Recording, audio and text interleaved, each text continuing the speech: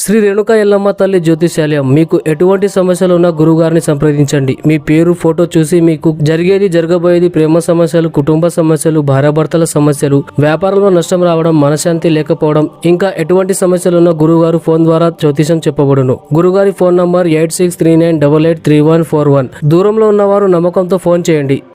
గాంధీవాధారి అర్జునుడు మహాశివుడితో యుద్ధం చేసినప్పుడు ఏం జరిగింది? అసలు ఎందుకు అర్జునుడు మహాశివుడితో యుద్ధానికి పూనుకున్నాడు? అసలు ఆ యుద్ధంలో ఏం జరిగింది? మహాశివుడు మరియు నరనారుడి అవతారమైన అర్జునుడి మధ్య యుద్ధం జరిగినప్పుడు ఏం జరిగిందో తెలుసుకోవడానికి ఈ వీడియోని చివరి వరకు చూడండి. మరియు మీలో ఎంతమందికి మహాశివుడు మరియు అర్జునుడి ఇష్టమో కింద కామెంట్ చేయండి. మహాభారతం వనపర్వం అధ్యాయం 38 ప్రకారం అర్జునుడు ఒకసారి ధర్మరాజు యొక్క ఆజ్ఞ మేరకు ఇంద్రదేవుడిని మరియు దేవాది దేవుడైన మహాశివుడిని కలవడానికి ఉత్తర దిశలోని హిమాలయాలకు బయలుదేరతాడు. దుర్గం వనాలను దాటి హిమాలయ పర్వతాల మధ్యలో తన నివాసాన్ని ఏర్పాటు చేసుకున్నాడు. అర్జునుడు అక్కడ వనంలో కఠోరమైన తపస్సు చేయసాగాడు. భయంకరమైన తపస్సులో నిమగ్నుడైన అర్జునుడి గురించి అక్కడ ఉన్న మహర్షులు మహాదేవుడి దగ్గరికి వెళ్తారు. వాళ్ళు మహాదేవుడిని వందనం చేసి అర్జునుడి తపస్సు గురించి చెప్తారు. ఓ మహాదేవ, కుంతి పుత్రుడు అర్జునుడు కఠోరమైన తపస్సు చేసి 4 దిశలను తన తపోశక్తితో హాని చేస్తున్నాడు.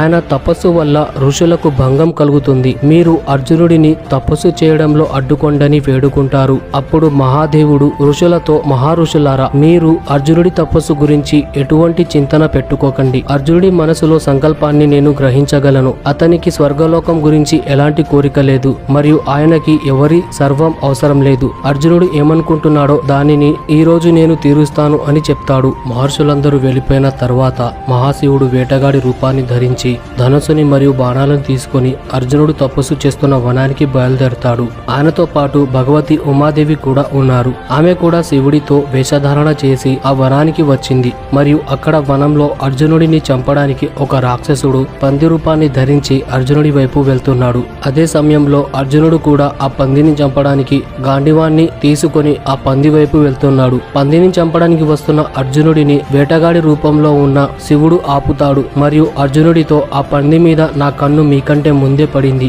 అది నా వేట అని చెప్తాడు. అర్జునుడు వేటగాన్ని అవమానించడానికి పందిని ముందుగా చంపడానికి విల్లుని ఎక్కుపడతాడు. అదే విధంగా వేటగాడు కూడా తన బాణాన్ని కూడా వదులుతాడు. అప్పుడు ఆ 2 బాణాలు తగిలి పంది రూపంలో ఉన్న రాక్షసుడు చంపబడతాడు. అప్పుడు అర్జునుడు వేటగాడిని, మీరు ఎవరు? ఒక స్త్రీతో ఈ వనంలో ఎందుకు తిరుగుతున్నారు? ఈ భయంకరమైన అడవిలో తిరగడానికి మీకు భయం వేయలేదా? ఆ పందిని చంపడం నా లక్ష్యం. మీరెందుకు ఆ పందిపై బాణాలు వేశారు? ఇది నాకు జరిగిన అవమానం కాబట్టి ఇప్పుడు నేను మిమ్మల్ని చంపుతాను అని చెప్తాడు. అర్జునుడి ఈ మాటలు విన్న వేటగాడు రూపంలో ఉన్న మహాశివుడు గట్టిగా నవ్వసాగాడు. అప్పుడు వేటగాడు అర్జునుడితో, వీరుడా, వేటాడడం మా వృత్తి. నువ్వు నా వేటకి అడ్డు వచ్చావు మరియు ఇలా మాట్లాడుతున్నావు. నీకు ఎంత ధైర్యం అని చెప్తాడు. నువ్వెందుకు ఇక్కడ తిరుగుతున్నావు అని అడుగుతాడు. అప్పుడు అర్జునుడు, నా దగ్గర గాంధీవం ఉంది. నేను దానితో సురక్షితంగా ఉండగలను మరియు ఆ రాక్షసుడు నన్ను చంపడానికి పంది వేషంలో వచ్చాడని నాకు ముందే తెలుసు మరియు నా బాణంతో ఆ పందిని చంపాను అని చెప్తాడు. అప్పుడు వేటగాడి రూపంలో ఉన్న మహాశివుడు,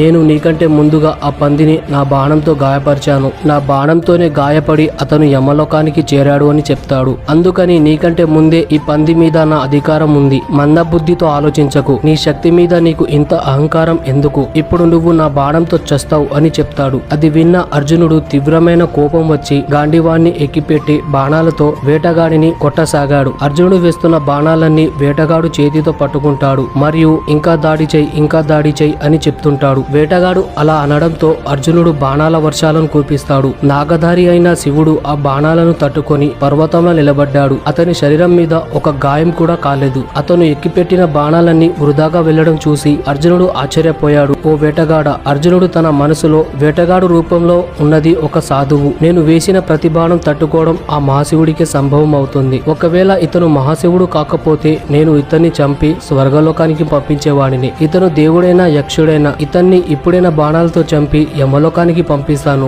అర్జునుడు వేటగాడి మీద దివ్యాస్త్రాలు ప్రయోగించాడు. కానీ అవి ఏవి వేటగాడిని ఏమి చెయ్యవు. అయితే అర్జునుడి అక్షయ త్రూని మొత్తం ఖాళీ అవుతుంది. అర్జునుడికి ఆశ్చర్యం వేస్తుంది. నా బాణాలు మొత్తం అయిపోయాయి, అయినా ఆ వేటగాడు చావలేదు. అంటే అతను ఒక మహాపురుషుడు. అర్జునుడు గాంధీవంతో ఆ మహాశివుడిని కొడతాడు. అయినా గాంధీవం విరిగిపోయి పడిపోతుంది. కానీ వేటగాడికి అర్జునుడికి ఏమీ కాదు. దాని తర్వాత అర్జునుడు ఒక కత్తిని తీసుకొని తన భుజబలంతో తీక్షణమైన కత్తితో వేటగాడి మీద దాడి చేస్తాడు. ఆ కత్తి వేటగాడికి తగలగానే రెండు ముక్కలవుతుంది. అప్పుడు అర్జునుడు విశాలమైన వృక్షాలతో వేటగాడి మీద దాడి చేస్తాడు. అప్పుడు విశాల రూపాన్ని ధరించి వేటగాడు ఆ వృక్షాలన్నీ తినేస్తాడు. దాంతో అర్జునుడు పిడికిలి బిగించి వేటగాడిని కొడతాడు. అయితే వేటగాడు కూడా అర్జునుడిని కొడతాడు. ఆ మహాయుద్ధం 2 గంటల సమయం వరకు కొనసాగింది. అయితే మహాశివుడు తన చేతులతో అర్జునుడిని గాయపరుస్తాడు. అర్జునుడు స్పృహ కోల్పోతాడు. 2 గంటల వరకు అర్జునుడు లేవడు. 2 గంటల తర్వాత అర్జునుడు లేచాక తన శరీరం మొత్తం రక్తంతో ఉంటుంది. అప్పుడు వెంటనే అర్జునుడు లేచి